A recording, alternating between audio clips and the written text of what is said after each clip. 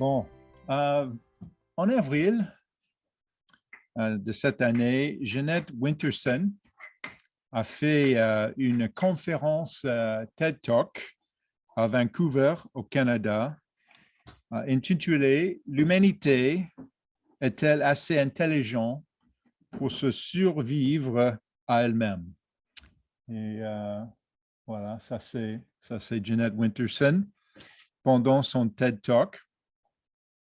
Madame Winterson est une auteure et penseuse britannique. Elle habite, je crois, près de Londres, qui soutient que nous vivons un moment sans précédent dans l'histoire de l'humanité. Elle affirme que les êtres humains représentent le récit du succès de l'évolution, selon elle, parce qu'elle est agnostique. Et le seul récit connu de l'univers. Mais la vraie question est de savoir si nous sommes assez intelligents pour survivre à notre intelligence. Selon elle, nous avons atteint un point où, au moins que nous prenions des décisions difficiles, notre péchant pour la guerre et la soif insoutenable de ressources feront de nous, selon elle, entre guillemets, une espèce suicidaire. En d'autres termes, nous, les humains, ne sommes pas capables d'atteindre notre objectif de vie, En anglais, elle dit « not fit for purpose ». Elle a quand même, de l'espoir. Elle est pleine d'espoir parce qu'elle croit que la prochaine étape de l'évolution humaine est la fusion avec l'intelligence artificielle, qu'elle aimait appeler, au lieu de artificielle, l'intelligence alternative. L'intelligence alternative. Elle soutient que l'intelligence alternative n'est pas raciste, pas égoïste, égocentrique ou violente comme nous le sommes en tant qu'êtres humains. Et que si nous exploitons le pouvoir de l'intelligence artificielle pour apprivoiser notre nature, nous aurons peut-être une chance de continuer à vivre sur cette planète. D'après elle, nous n'avons pas besoin de choisir l'apocalypse parce qu'elle a grandi dans une maison protestante. Donc, elle a lu la Bible en grandissant. Donc, elle sait tout le langage. Donc, elle utilise le langage apocalypse dans le TED Talk. Je trouve intéressant que dans le monde entier, des personnes comme Madame Winterson considèrent que l'humanité se trouve à un point d'inflexion, à une bifurcation de la route. Elle considère que les décisions que nous prendrons dans les années à venir mèneront soit à la destruction complète, soit à un autre niveau d'évolution. Ce point d'inflexion que Jésus a annoncé dans la prophétie de Sermon sur la montagne, il y a très longtemps. Donc, reportez-vous, s'il vous plaît, à Matthieu 24 et verset 22. J'ai noté le passage biblique sur l'écran, Matthieu 24 et verset 22, et on peut lire ça ensemble. C'est une prophétie de nos temps. Et si ces jours n'étaient pas abrégés, personne ne serait sauvé. Mais à cause des élus, ces jours seront abrégés. Donc aujourd'hui, nous observons la fête de trompette, suivi des autres jours, des fêtes saintes de l'automne, alors que nous célébrons le retour de Jésus-Christ et l'établissement du royaume de Dieu sur cette terre. Nous devons également accepter que ces événements s'accompagnent d'une destruction et d'un chaos inimaginable, franchement. Et en gardant cela en esprit, je voulais parler de deux parties de cette prophétie, de Matthieu 24 et verset 22. Le premier est que si Dieu ne vient pas dans les événements mondiaux aujourd'hui, nous, les êtres humains, ne survivrons pas. Et la deuxième partie de ce scénario, c'est que ce scénario apocalyptique n'achèvera pas avec la destruction totale de l'humanité. Cela ne signifie pas qu'il ne sera pas difficile, mais simplement que nous avons de l'espoir et que nous ne devrions pas nous inquiéter de notre avenir. Et ça, c'est important. Et voilà, en quelques mots, la raison de l'espoir et de la joie que représente la célébration de la jour saint de l'automne. J'espère que grâce à ce message aujourd'hui, nous pourrons davantage apprendre à vivre avec l'incertitude. Parce que ça, c'est important. Il faut apprendre à vivre avec l'incertitude de nos institutions humaines. Pas l'incertitude globale, mais l'incertitude de notre institution humaine et gouvernementale. Et deuxièmement, de développer une résilience, une force qui vient de la certitude que Dieu protégera son peuple, nous, et conduira les événements au rythme qu'il aura choisi. Donc, le titre de mon message aujourd'hui est tiré de Matthieu 24 et verset 22, « Si ces jours n'étaient abrégés. » Si ces jours n'étaient abrégés. Donc, commençons par notre premier point tiré de Matthieu 24 et verset 22. Le TED Talk de Madame Winterson est très populaire. Quand j'ai vu ce TED Talk il y a quelques semaines, je crois que c'est 2-3 semaines, il y avait, je crois, un demi-million de vues. Aujourd'hui, c'est 3/4 d'un million de vues. Donc, 250 000 vues dans 2 semaines. Donc, c'est très populaire.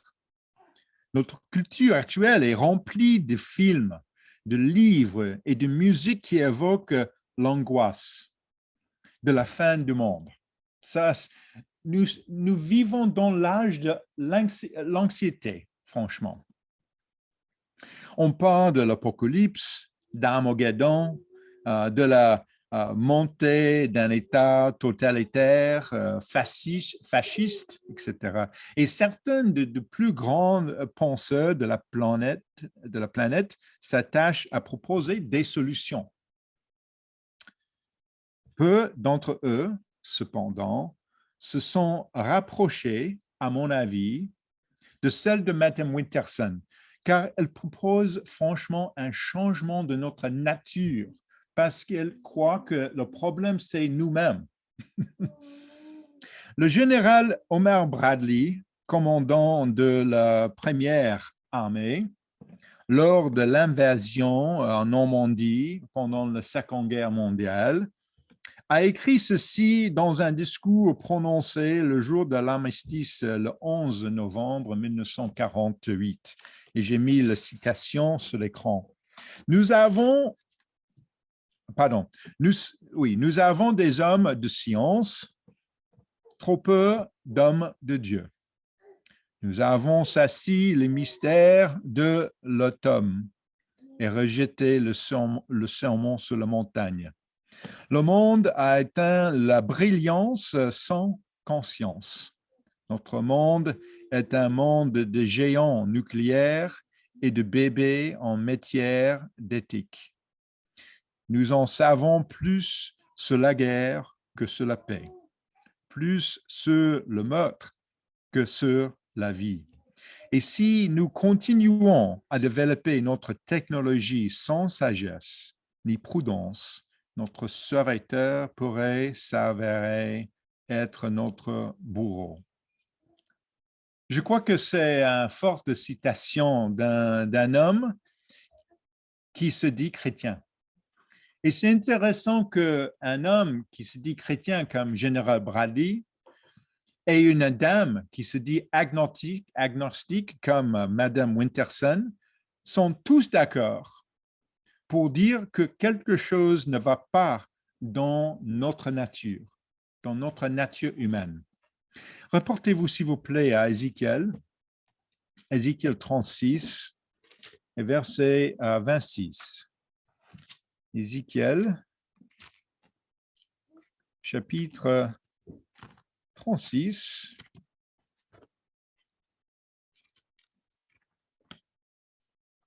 Et verset 26.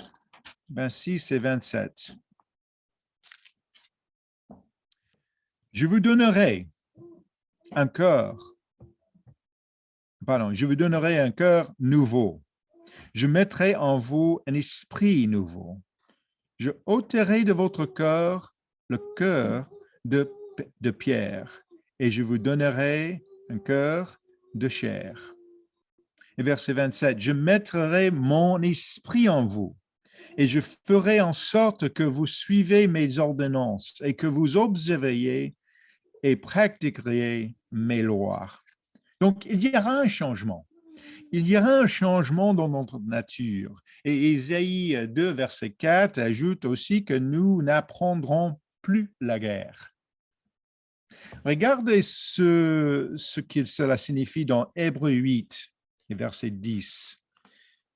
Hébreux maintenant, chapitre 8, versets 10 et 11. Ça, c'est une citation, ou selon la même idée, dans le Nouveau Testament, Hébreux 8, verset 10. Et dit, mais voici l'alliance que je ferai avec la maison d'Israël. Après ces jours-là, dit le Seigneur, je mettrai mes lois dans leur esprit et je les écrirai dans leur cœur. Et je serai leur Dieu et ils seront mon peuple. Personne n'enseignera plus son citoyen, ni personne son frère, en disant, connais le Seigneur, car tous me connaîtront, depuis le plus petit jusqu'au plus grand d'entre eux. Donc, le monde protestant comprend bien que la nouvelle alliance commence avec la mort et la résurrection de Jésus-Christ.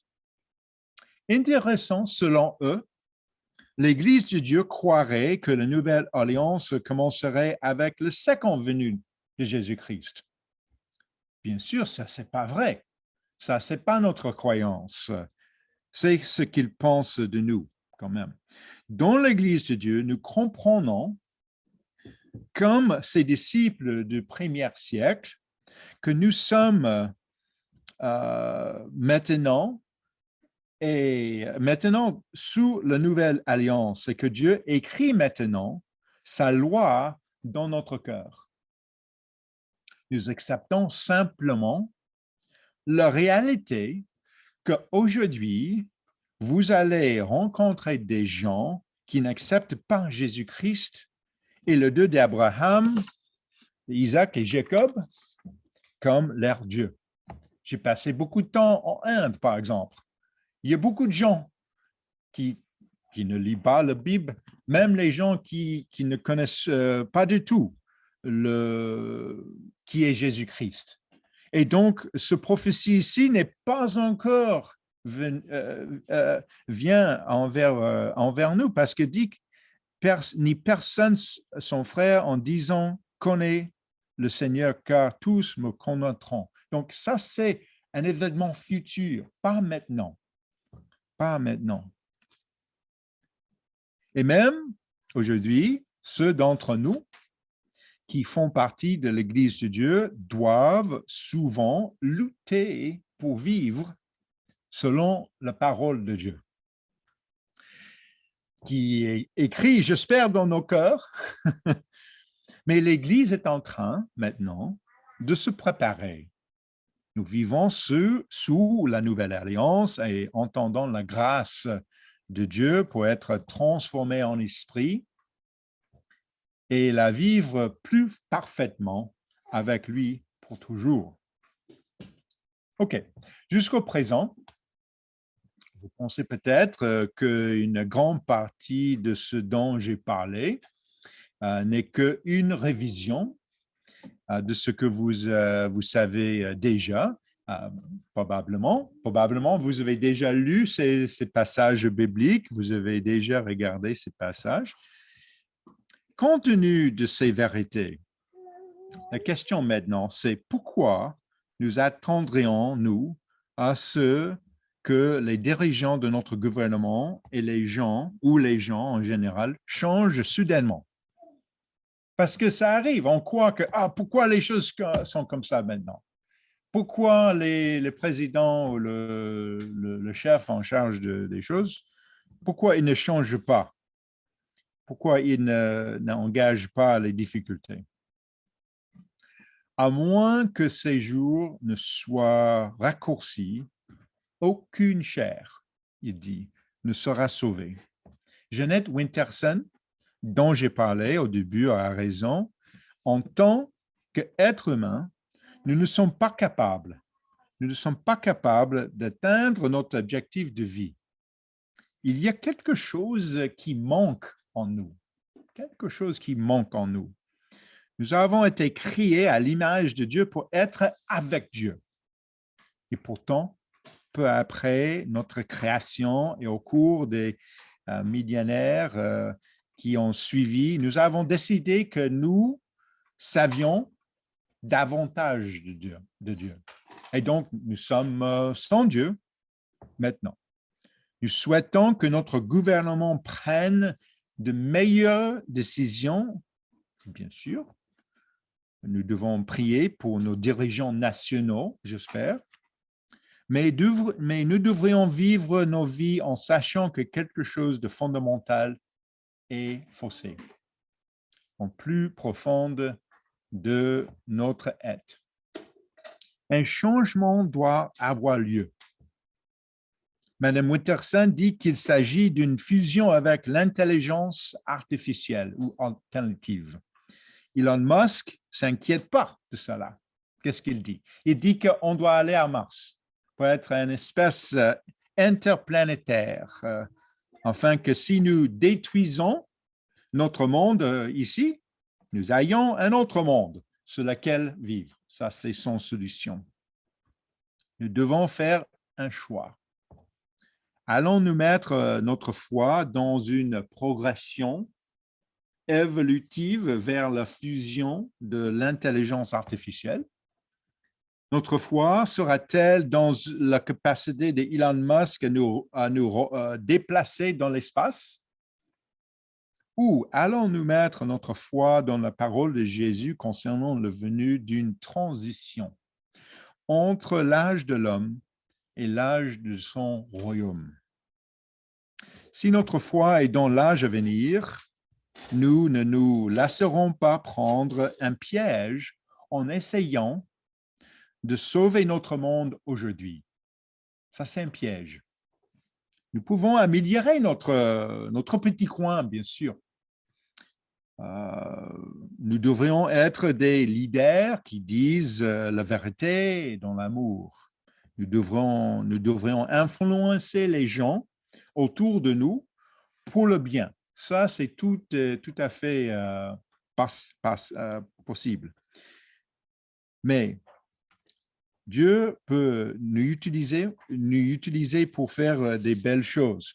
Mais si nous commençons à nous impliquer dans la politique de ce monde et à pousser les autres à faire de même, nous pouvons facilement perdre de vue Matthieu 24, verset 22, selon lequel aucune chair ne sera sauvée.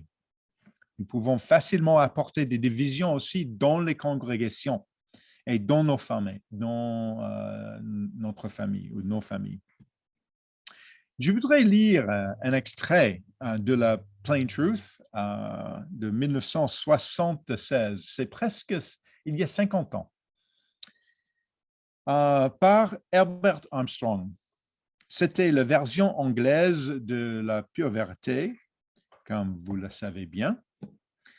Ceci est tiré de sa colonne personnelle cette année-là, qui était une année électorale aux États-Unis.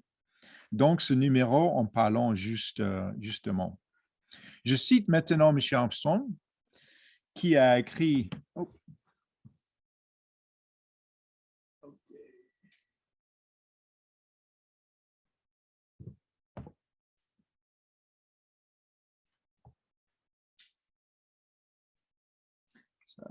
Ça arrête.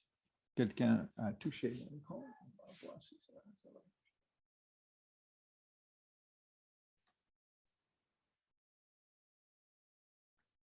OK. Voilà. Donc, je crois que c'est intéressant parce que ça, c'est écrit presque il y a 50 ans, mais je crois que c'est très au courant. M. Armstrong a écrit « Un sénateur des États-Unis a prononcé un sermon dans une chaire méthodiste à Los Angeles il y a quelques années. Quelle surprise, car un sénateur bien connu disait que le patriotisme est un faux Dieu pour beaucoup de gens. Et il a raison. Et entre guillemets, l'amour du pays peut transcender l'amour de Dieu, a-t-il dit. Et nous devons, en période de stress, éviter de faire de patriotisme une religion. Il a dit un certain nombre d'autres choses que je pourrais dire moi-même. Parmi les idoles, de nombreuses personnes professant être chrétiennes adorent. Il a cité la prospérité, la science, le patriotisme, la paix, et certaines personnes font, en fait, une idole même de la Bible. Aussi étrange que cela puisse paraître, certaines, a-t-il dit, adorent la Bible pour elle-même et non parce qu'elle contient des vérités nécessaires au salut. Et j'ajoute comme un guide pour un nouveau mode de vie. Et mes chansons concluent, quelle est votre idole? On dira qu'il peut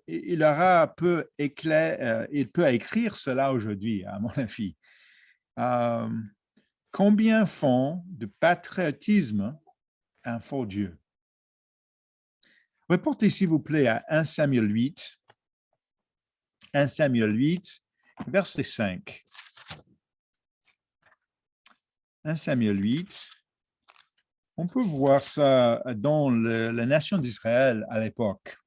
1 Samuel 8. Et voyons un moment où le peuple élu de Dieu a détourné son regard de Dieu et voulu à la place un homme pour le diriger. 1 Samuel 8 et verset 5. Ils lui dirent, voici, tu es vieux. Il part à Samuel. Et tes fils ne marchent point sur tes traces. Maintenant, établis sur nous un roi pour nous juger, comme il y en a chez toutes les nations. Verset 6. Samuel vit avec des plaisirs qu'il disait, donne-nous un roi pour nous juger. Et Samuel pria l'Éternel. Verset 7. L'Éternel dit à Samuel, écoute la voix du peuple dans tout ce qu'il te dira, car ce n'est pas toi qu'il rejette, c'est moi qu'il rejette, afin que je ne règne plus sur eux. Et donc, ça c'est la situation lorsque le peuple cherche une personne pour le sauver, au lieu de chercher la protection de Dieu. Ce leader peut engendrer une certaine fausse religion et devenir une idole. Verset 9 maintenant. 1 Samuel 8 et verset 9. Écoute donc leur voix, mais donne-leur des avertissements et fais-leur connaître le droit du roi qui régnera sur eux.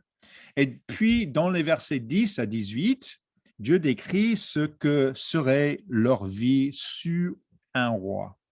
Et en fin de compte, Dieu résume la façon dont le peuple se tourna se tournera vers le roi pour être soulagé plutôt de se tourner vers Dieu. Et donc, le peuple répond comme le fait le peuple aujourd'hui. Donc, ça, c'est les réponses en verset 19. Le peuple refusa d'écouter la voix de Samuel. Non, dirait-il, mais il y aura un roi sur nous.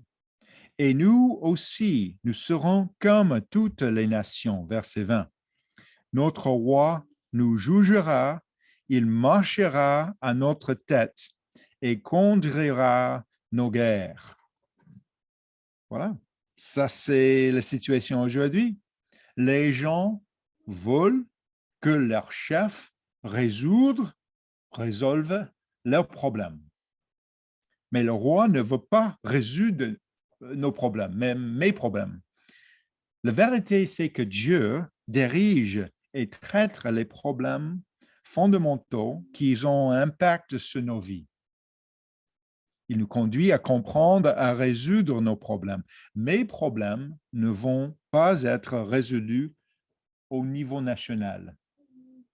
Ils vont résolus au niveau personnel, dans ma chambre, en priant Dieu.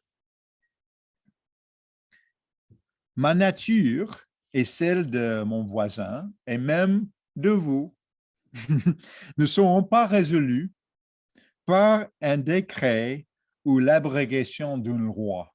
Il n'y a rien que le président Macron, Biden, le premier ministre de plusieurs pays, peut faire. Donc, reprenons, résumons à Matthieu 24, verset 22. Donc, reportez-vous, s'il vous plaît, encore une fois pour voir pour faire un petit résumé de cette première partie, Matthieu 24, verset 22. Si ces jours n'étaient abrégés, personne ne sera sauvé. Donc, je pense que Jésus a clairement indiqué, et les grands penseurs de notre époque sont d'accord, que la nature humaine doit changer. Sinon, il n'y a pas d'espoir. Sans changement, même une agnostique comme Jeanette Winterson conclurait que nous ne en sortirons pas. Et ceci nous amène à la deuxième partie du verset de ce sermon. Donc, on peut lire la deuxième partie ensemble. Mais à cause des élus, ces jours seront abrégés. À cause des élus. Donc, qu'est-ce que cela signifie? Au niveau le plus simple, nous pouvons en déduire que si Dieu ne intervenait pas, même les élus, même nous, va mourir. Et Dieu ne va pas permettre que cela se produise. Donc, reportez-vous, s'il vous plaît, à Daniel 12. À Daniel 12, verset 1. Daniel 12, verset 1. Pour voir une promesse très importante. Daniel 12, verset 1. Il dit, en ce temps-là, se lèvera Michael, le grand chef, le défenseur des enfants de ton peuple. Et ce sera une époque de détresse. Monsieur Labrie utilise le terme détresse beaucoup dans sa sermonnette. Une époque de détresse, telle qu'il n'y a point eu de semblable depuis que les nations existent jusqu'à cette époque. Et même, j'ai écouté ça hier, j'ai vu un reportage sur notre situation maintenant avec le président Poutine et le risque de l'utilisation des armes nucléaires. Donc, ça, c'est maintenant. Ça, c'est maintenant pour nous. Mais, la deuxième partie de ce verset dit, en ce temps-là, ce même temps, ceux de ton peuple qui seront trouvés inscrits dans le livre seront sauvés. Seront sauvés. Et quand on lit le mot livre ici, il est question de livre de vie. Livre de vie. Même la Bible en français courant dit le livre de vie. Au fil des années, nous avons spéculé sur le niveau de protection dont bénéficiaire lorsque les choses commenceront à devenir difficiles. Je ne sais pas si vous avez... Certains l'ont dit, il semble que certains ne sont peut-être pas épargnés. Mais pour moi, quand je lis Daniel 12 et verset 1, je pense que c'est presque mathématique. C'est presque mathématique, c'est-à-dire qu'avoir son nom dans le livre de vie est égal à faire partie du peuple délivré au temps de la détresse. Oui, on sait que dans Apocalypse 11, que les deux témoins sont martyrisés. Oui, c'est vrai. Il y a toujours des exceptions, mais ça, c'est la règle. Ça, c'est les règles. Il y aura des exceptions, certainement, mais ça, c'est les règles. Cependant, ce passage devrait nous apporter beaucoup de paix et de réconfort. Beaucoup de paix et de réconfort. Car quoi il arrive dans le futur, si nous sommes guidés du Saint-Esprit et qu'il mette notre nom dans le livre de vie, nous serons le peuple de Dieu qui sera protégé. Donc, ça, c'est important. Ça, c'est notre espoir. Ce n'est pas nécessaire d'avoir une certaine anxiété sur ça. Dans un précédent sermon, j'ai lu un passage dans Apocalypse 12 qui parlait de Dieu amener l'Église dans le désert. Dans son lieu, nous disons souvent le lieu de sécurité. Nous pouvons avoir la foi que Dieu a un plan pour ce qu'il a appelé. Donc, en termes de ce qui se passe dans notre esprit et notre cœur, j'espère que vraiment que nous pourrons éviter beaucoup d'agitation et d'anxiété à ce sujet. Comment devrions-nous nous comporter alors que nous approchons de ces temps? Que devrions-nous considérer en pensant à l'accomplissement réel de cette fête des trompettes? Moi, je me souviens qu'à 11 ans, il y a pas encore 11 ans. Moi, je me souviens de la fête des trompettes quand à 11 ans. Je ne sais pas si vous avez ce souvenir quand vous avez 11 ans. Mais j'écoutais un pasteur parler de retour de Jésus-Christ pendant la fête des trompettes. Je me souviens très bien. Et je me souviens qu'il a dit, ce jour pourrait être dans 5 ans, 10 ans, 15 ans, mais certainement 30 ans. Je me souviens, certainement 30 ans. Déjà 30 ans. Hein? Mais pour moi, et aussi pour un enfant d'11 ans, 30 ans, c'est infini. Hein? C'est inimaginable, 30 ans. Imaginez d'être à 41 ans. C'est pas possible. Donc, 30 ans déjà sont écoulés pour moi. Et nous sommes toujours ici. Alors, que faisons-nous? Que faisons-nous? Que nous anticipons, célébrons et attendons le retour de Jésus-Christ. Donc, reportez-vous, s'il vous plaît, à Marc 13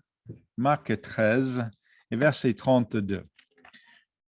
Parce que dans ce passage, nous souvent parlé de la première chose, mais pas la deuxième chose qui est mentionnée dans Marc. Marc 13 et verset 32.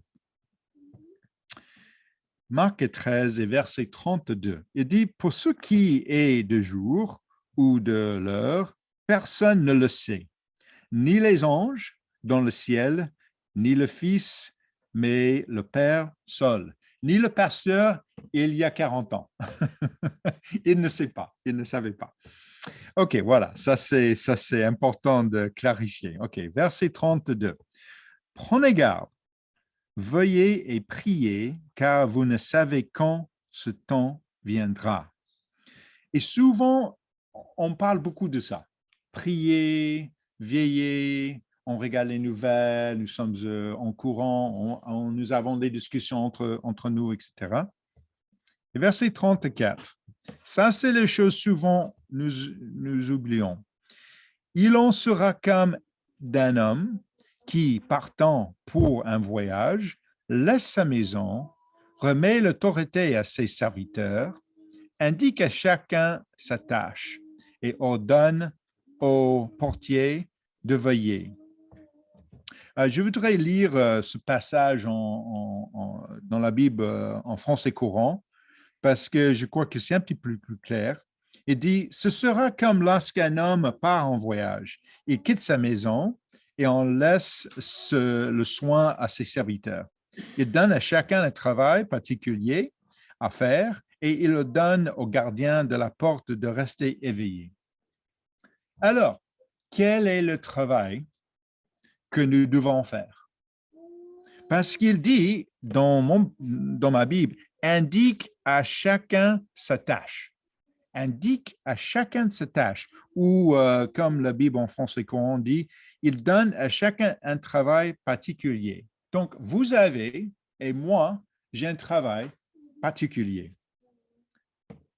Il existe de nombreuses façons d'aborder cette question. Nombreuses façons qui vient toutes à mettre en priorité ce qui est nécessaire pour atteindre le royaume de Dieu. Donc, il s'agit de l'œuvre de Dieu, bien sûr, à commencer en nous, alors que nous grandissons en Jésus-Christ. Donc, il faut grandir dans la connaissance et dans la grâce de Jésus-Christ, bien sûr. Ça, c'est un travail. Elle concerne le travail de la prédication de l'Évangile, les choses qu'on fait sur notre site web, etc. Elle concerne le travail associé à la partie du cœur dans laquelle Dieu nous a placés. Donc, nous avons du travail à faire dans nos communautés, dans nos congrégations. OK, ça c'est plus large. Mais tous ces métaphores et l'analogie tentent de montrer que Dieu nous a appelés à nous engager dans la vie qu'il nous a proposée, de s'engager, d'embrasser la vie qu'il nous a donnée maintenant et de grandir à travers les épreuves individuelles auxquelles nous sommes confrontés. D'être les lumières et de servir dans nos communautés pour montrer un nouveau et meilleur mode de vie. Donc, on peut montrer un certain mode de vie à nos voisins et de se servir les uns les autres dans l'Église en cherchant des moyens d'aider les autres pour soutenir nos familles, que ce soit l'Église ou en dehors. Nous avons tous des talents, des dons. Il faut partager nos dons. Il faut développer nos dons. Lorsque nous commençons à considérer les facettes de notre travail, nous nous rendons compte que tout comme dans une grande maison bourgeoise ou un grand château, par exemple, il y a des jardiniers, il y a des cuisinières, il y a des femmes de chambre, des ouvriers de bâtiment. Il y a toutes sortes de personnes qui travaillent dans le château. Ainsi, chacun a des talents individuels, mais chacun suit la direction du maître de maison jusqu'à son retour. Ça, c'est la parabole ici.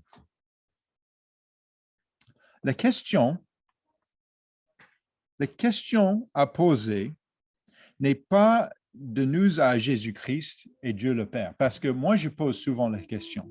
La question que moi, je pose souvent, c'est que qu'est-ce qui te prend si longtemps? Pourquoi si c'est si long? Je me souviens quand j'avais 11 ans et maintenant j'ai plus de 50 ans. Qu'est-ce qui se passe? Non, ça, ce n'est pas une bonne question. La question qui est posée vient de Jésus-Christ et de Dieu le Père et il s'adresse à nous. Comment se passe le travail que je t'ai donné à faire? Ça, c'est plutôt la question.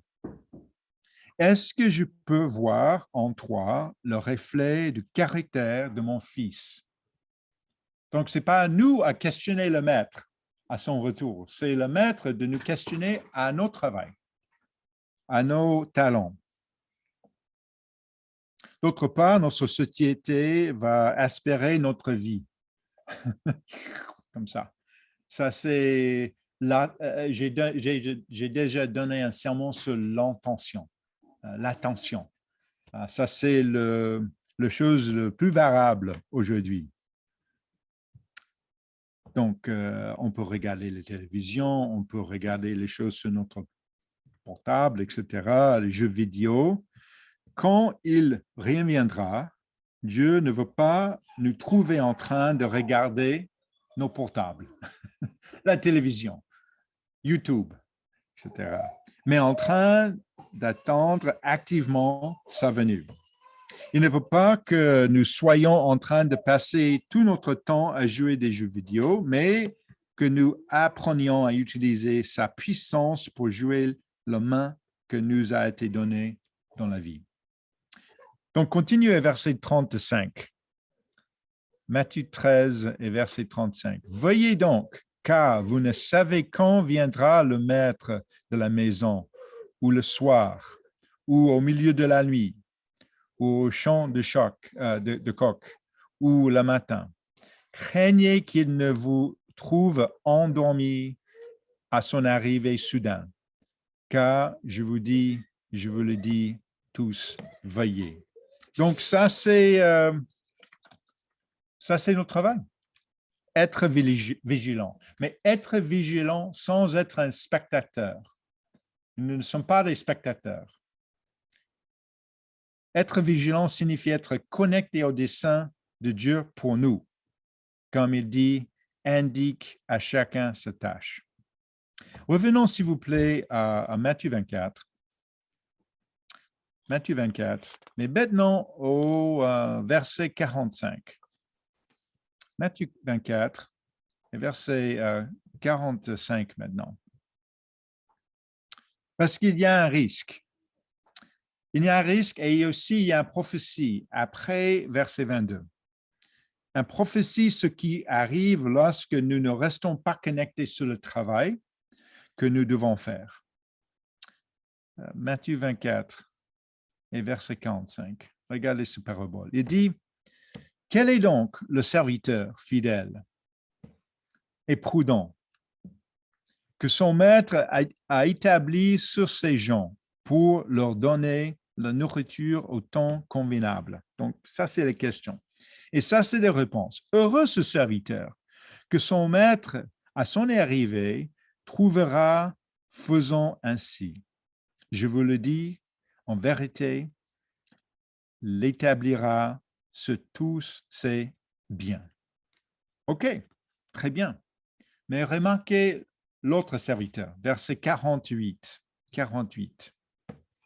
Mais si c'est un méchant serviteur qui dise en lui-même, mon maître tarde à venir, et il se met à battre ses compagnons, et s'il mange et boit avec les ivrons, le maître de ce serviteur viendra le jour où il n'y s'atteint pas et à l'heure qu'il ne connaît pas. Il le mettra en pièces et lui donnera sa part avec les hypocrites. C'est là qu'il y aura des pleurs et des grincements de dents. Nous devons abusive, parce que ça c'est abusive ici.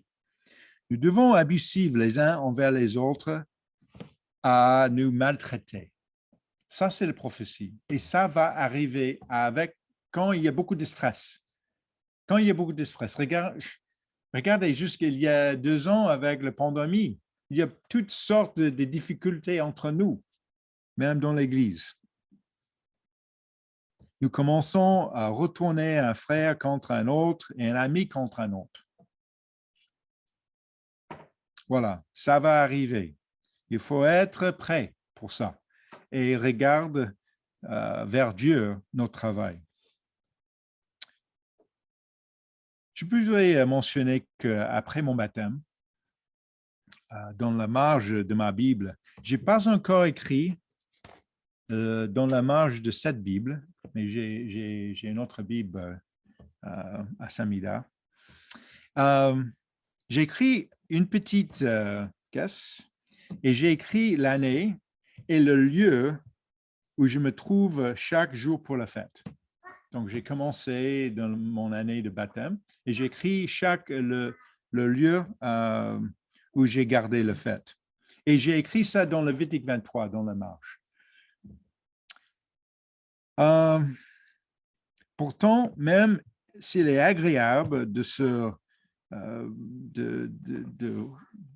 souvenir l'endroit, il est quand même un petit peu difficile de regarder tous les, tous les lieux après 10 ans, 20 ans, 30 ans. Et aujourd'hui, je vais écrire Bordeaux sur la marge de mon Bible. Et je vais attendre le retour de Christ. J'espère que l'année prochaine, je peux écrire le lieu de sécurité. Et dans quelques-uns, je peux écrire Jérusalem. Donc, ça, c'est mon but. Hein. Jusqu'à ce jour, nous devons chacun faire notre travail. Moi, je dois faire mon travail. Grandir spirituellement, mûrir, laisser Dieu bâtir en nous, en moi, son caractère divin. Ce qui manque à l'homme, c'est-à-dire uni à Dieu, d'être enfin complet. Donc, une autre année, et j'espère que vous pouvez faire votre travail, être prêt. En conclusion, le général américain Douglas MacArthur, dans son célèbre discours acceptant la reddition des forces japonaises le 2 septembre 1945, a déclaré « Nous avons eu notre dernière chance. Si nous ne concevons pas un système plus grand et plus équitable, l'Armageddon sera à notre porte. » Lorsque Vladimir Poutine a envahi l'Ukraine le 24 février, de nombreux observateurs ont noté que ces actions la rassemblaient au comportement du 19e siècle, pas le 21e siècle, mais 19e siècle, lorsque des nations décidaient simplement d'envahir d'autres nations. Beaucoup de gens pensaient que l'ordre établi après la Seconde Guerre mondiale nous avait permis de dépasser ces comportements. Mais cette illusion a été brisée. Et maintenant, nous vivons dans une autre époque, plutôt une époque du 19e siècle, mais avec les armes nucléaires. Nous ne devons pas imaginer que notre aide viendra des chefs du gouvernement maintenant dans notre situation. La nature humaine ne peut pas être changée que par l'intervention divine de notre Créateur et par l'acceptation du sacrifice de notre frère aîné Jésus-Christ. Le changement ne viendra pas d'une progression évolutive de la fusion avec l'intelligence artificielle. Il y aura en effet une fusion de l'homme avec une intelligence bien supérieure à la nôtre. Ce sera la fusion de notre être, de notre cœur et de notre esprit avec Dieu, avec son esprit, imprimant son caractère en nous et en fin de compte, lorsque nous serons changés en être spirituel, comme Dieu. Ça, c'est notre espoir. C'est cela, la vraie fusion qui va délivrer l'humanité d'elle-même. Notre espoir et notre aide proviennent de la réponse à notre appel. Il vient de la réception du don de grâce, mérité, non mérité, que Jésus-Christ nous a offert par son sacrifice et avec lui de la protection en cas de besoin. Si nos noms sont écrits inscrits dans le livre de vie. La prophétie de Daniel 12 et verset 1 est une promesse de protection. Nous pouvons réclamer cette promesse. Occupons-nous du travail que Dieu nous a confié et ne nous inquiétons pas de la manière dont Dieu dirigera les événements à l'accomplissement final de cette fête des trompettes. Donc, j'espère que ça va être encourageant et j'espère que vous pouvez passer plus de temps dans Daniel 12 pour voir la prophétie de cette époque. Donc, merci et bonne fête.